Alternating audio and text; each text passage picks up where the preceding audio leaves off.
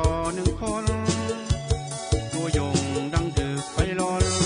นางเมียตนเป็นคนมายาดึกหาลักเดียวเสพีตัวมวนเฮเข้าป่าดงหกตัวยงภาษาโนได้หยิบยกมาแต่งกับก่อนถอนความแค้นไว้บทกรคัดจรมาได้จากนกห้องกลางไพกินหมากไงสุดกดเปิดตรงเตียงเปิดเนี่ยว่าดำมือหนีไปจากกูยุกกูเขากูอยู่กูลูกแซวท้องแล้วแตกหมูเนี่ยว่าดินสู้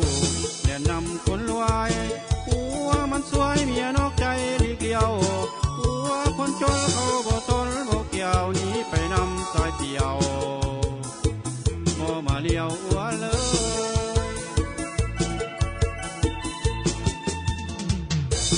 เมียเอ้ย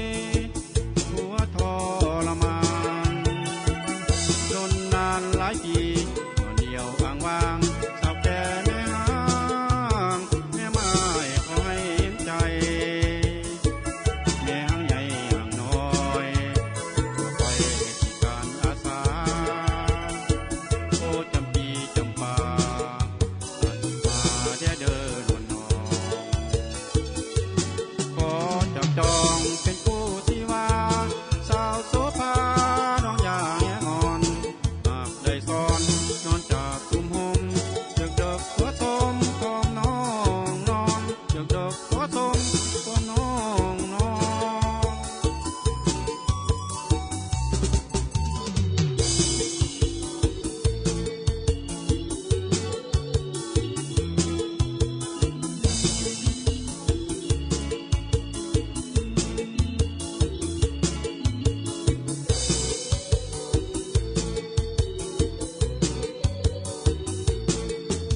กดปืนตรงเตียงเนี่ยว่าดำมือหนีไปจากกูจุกกูเขากูอยู่กูนกแซวท้องแล้วแตกหมูเนี่ยว่าดินสู้และนำคนรวย